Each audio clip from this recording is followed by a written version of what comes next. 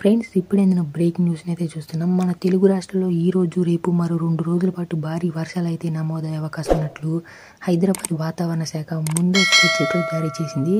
ఇక వాటి గురించి ఫుల్ డీటెయిల్స్ అయితే ఈ వీడియోలో మనం తెలుసుకుందాం.